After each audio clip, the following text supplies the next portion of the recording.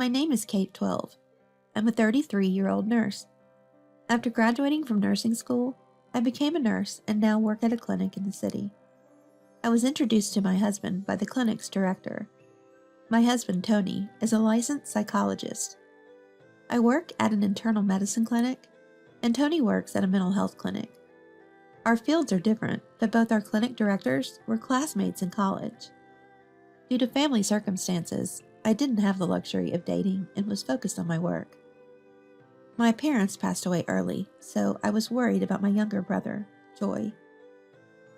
Just when I was relieved that Joy had graduated from college and found a job, I was introduced to Tony. Tony was kind, intelligent, and wonderful man. Tony and I got married, and despite being busy, we live happily together. My brother Joy is 25, 8 years younger than me. He has always adored his big sister and relied on me. Joy was genuinely happy when I married Tony and gained a brother-in-law.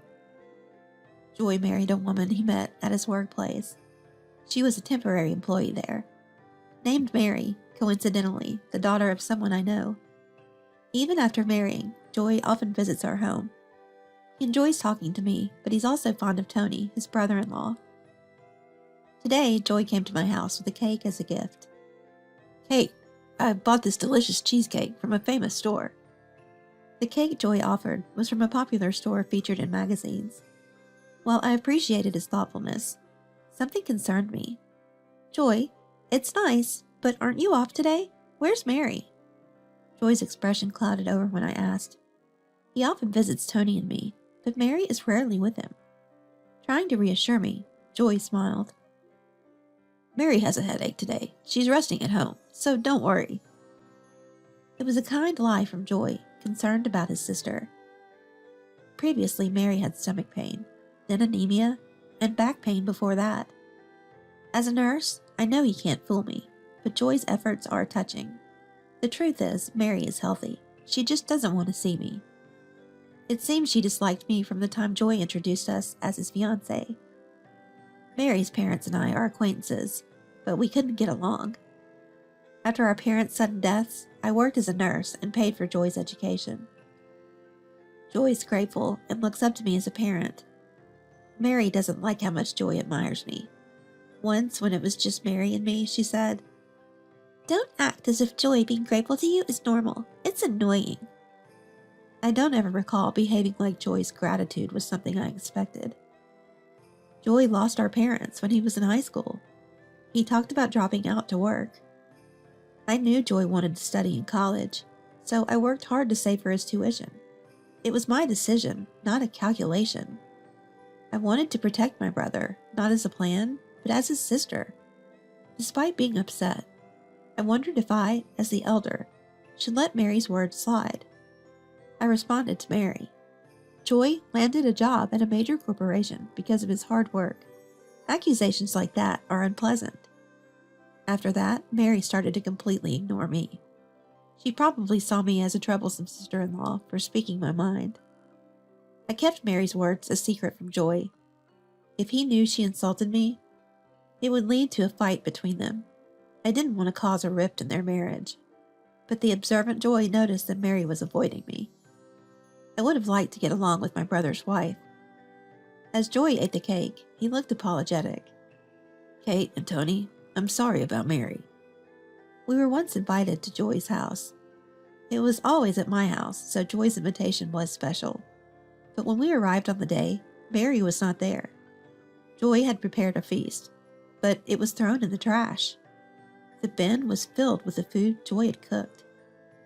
He had stored the dishes he made the previous day in the fridge. Mary had thrown them away out of spite. Seeing Joy and me stunned, Tony calmly said, "It's a waste, but it can be helped. Don't worry about it, Joy." When Tony confronted him, Joy burst into tears. It was the first time Joy had cried like that since our parents' funeral. Tony gently suggested, "Kate, could you order some delivery, please?" he said to me. Tony, being a psychologist, stayed by Joy's side until he calmed down. Once Joy felt better, we ate hamburgers from a delivery. Since that incident, Tony and I vowed never to go to Joy's house. Joy blamed Mary for her actions, but she was defiant. She said she threw away the food because the fridge was cluttered with unnecessary dishes. I'm a housewife. It's my job to throw out the trash. Even though she claimed to be a housewife, Mary didn't do household chores. Joy didn't mention it, but he was considering divorce. He was worried about troubling me. The fact that Mary's parents and I know each other made it harder for him to decide. Kind-hearted Joy always thinks of others before himself. Tony was worried about this, such as a person often wears themselves out. Joy visits us because he feels more at ease with me and Tony. I didn't mind that Mary disliked me. People have their own preferences and dislikes, but I wanted her to stop causing Joy pain. As I thought this, Tony gently said, Joy, I received a nice assortment of herbal teas. Would you like to take some home? When Tony offered the tea set he got from his colleagues, Joy smiled. Thank you, Tony. The coffee you gave me last time was great. Tony was well respected by doctors, nurses, and patients at his workplace. He was also admired by junior colleagues. Being a psychologist, Tony dealt with people's emotions. It's a demanding job mentally for the counselor as well. Tony was discreetly supporting the new counselors. As a token of their appreciation, a junior counselor had given him the tea set. I was also thinking of giving something back to the people at my workplace, and Joy excitedly told Tony and me, Kate and Tony, I'm planning a special Thanksgiving for you. Look forward to it. Before I could tell him not to worry, Tony interrupted with a smile. Thank you. We're both looking forward to it. After Joy left, Tony kindly said to me, Kate, your brother is giving from his heart. Let's accept it with a smile. Yes, I keep treating Joy like a child. Joy is a 25-year-old adult. I instinctively worry as a sister, but I should celebrate his growth as a family. As I went to clear the cups, Tony took them instead. While washing the dishes, Tony joked, If you keep fussing over Joy, I might get jealous. I hugged him as he carefully cleaned the dishes, laughing softly. I respect you and love you even more. Tony smiled at my words. I have a husband whom I trust and love deeply. I wish Joy and Mary could have the same. As I lowered my gaze, Tony seemed to read my mind and reassured me. Mary is 24, right? She's much younger than us. Let's be patient and watch over her, Tony said. I nodded in agreement, hoping that with time, Mary would open up. However, the faint hope I had vanished quickly. It happened a week after Joy's visit. We received a Thanksgiving gift, which turned out to be from Joy and his wife. I wanted to open it immediately, but waited for Tony to come home. It wasn't an assortment, so I was curious about what it could be. When Tony finally arrived, I showed him the Thanksgiving gift. It's from Joy for Thanksgiving. I wanted to open it with you, Tony. Tony watched with amusement as I excitedly anticipated the gift. Together we opened it, expecting a pleasant surprise. But when we saw what looked like lottery tickets, we were speechless. Even the usually unflappable Tony was dumbfounded. His expression confirmed to me that what I was seeing was real, not an illusion. The Thanksgiving gift from Joy was a bunch of lottery tickets. Thinking it might be a surprise, we checked them, only to find they were all losers. The gift, carefully wrapped, turned out to be all losing lottery tickets. The situation almost seemed like a question from some bizarre test. Tony checked the losing tickets, considering if they might be some kind of code, but it was unlike Joy to play such a prank. Tony was looking for a hidden message, but I already had my suspicion. It was most likely that Mary had switched the gift Joy had prepared. When I shared this with Tony, he sighed. I'll call Joy to thank him. I can tell if someone is lying because of my work, Tony said. He called Joy on his mobile phone, and Joy's cheerful voice quickly came through. Tony, did you get the Thanksgiving gift? How was it? Tony responded calmly to Joy's innocent inquiry. Kate and I were so surprised, we were at a loss for words. While this was true for us, Joy sounded pleased, as he replied, I wanted to wrap it more, but it could be used for shopping and dinner. At this point, both Tony and I were certain. Joy believed he had sent something different. Honestly, Joy couldn't be lying so convincingly, especially to a professional like Tony. I wasn't confident I could calmly tell Joy the truth, so Tony spoke to him, relaying the facts as they were. Joy, in shock, asked me to talk to him. Joy is startled and yells for me to take over. I took a deep breath and confirmed to Joy that Tony was right. Joy's voice, stunned, told me the true content of the Thanksgiving gift. I sent a $1,000 gift voucher, you know? What? In our hands were only 4 losing lottery tickets, clearly swapped out. My brother and I both realized the truth, but without evidence, neither of us could say it. Joy had personally bought the gift vouchers and had them wrapped. He stored them in a secure place, a safe that required a specific combination to open. Joy said that Mary didn't know about the safe, but when Joy mentioned the safe, Tony seemed to understand everything. Joy, the safe's combination is a 3-digit number, right? Joy to his question. Yes, Joy answered. Tony softened his expression slightly and asked Joy to put Mary on the phone. I have a few light questions for Mary. Let me talk to her. I heard Joy calling Mary over the phone. When Mary sounded reluctant, came on the line, Tony gently spoke to her. Good evening, Mary. I have a few questions for you. Just answer yes or no. His gentle tone was somehow more intimidating. As he began his questioning. First question. Do you like treasure hunts, Mary? Tony asked as if he were talking to a child. His casual question had a purpose. Mary answered wearily. Yes. After some trivial questions, Tony suddenly inquired, catching the unsuspecting Mary off guard. Do you recognize the number 3710? Yes. No, I don't know.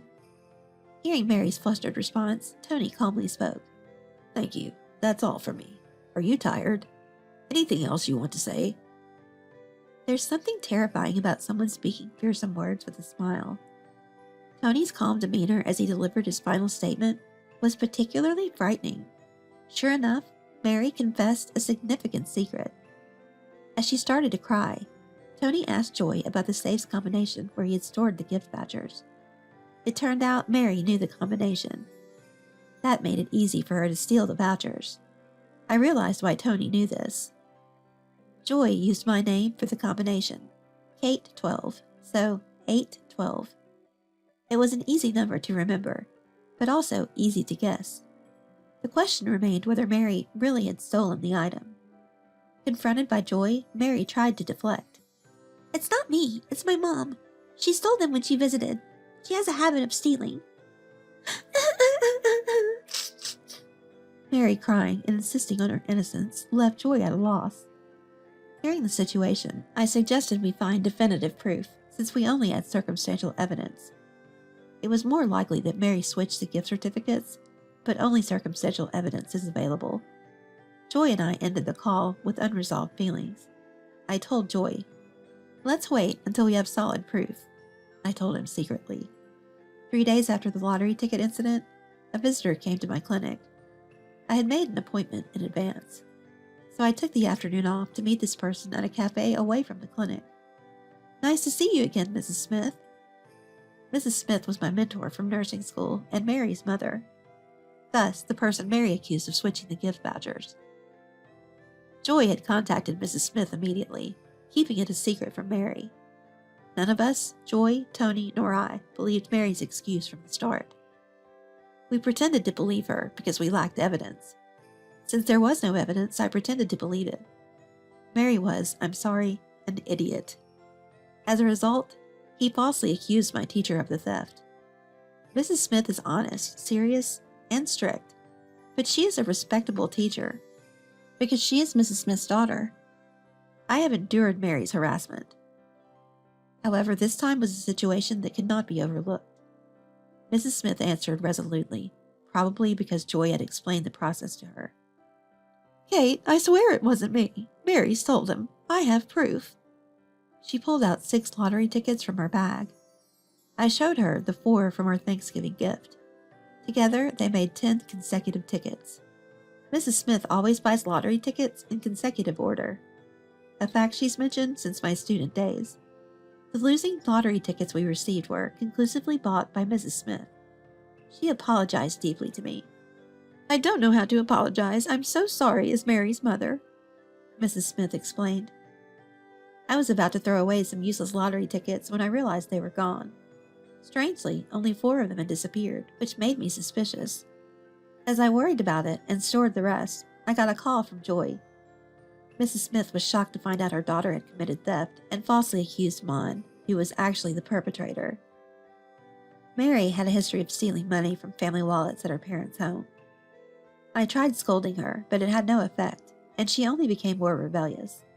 Eventually, she started stealing valuable items from our family home. Mary has a sister whose boyfriend gifted brand necklace was stolen by her. Questioning her about the stolen goods was futile. She probably sold them. "I'm so sorry for keeping this hidden, but stealing the Thanksgiving cards too." I begged Mrs. Smith, who was endlessly apologizing, to look at me. "It's not your fault, ma'am. We'll make Mary take responsibility." Mrs. Smith left, shoulders drooping from her daughter's misdeeds. After parting with Mrs. Smith, I immediately headed to Joy's house. I knew Mary would be there at this time. Having a spare key from Joy, I quietly entered the house. Without hesitation, I opened the door to the room with Joy's safe. "Caught in the act, thief." Everything was as Tony had predicted. It was essential to catch Mary in the act of stealing. So we hastily set a trap. Joy subtly hinted that he had changed the safe's combination. We left hints obvious enough for Mary.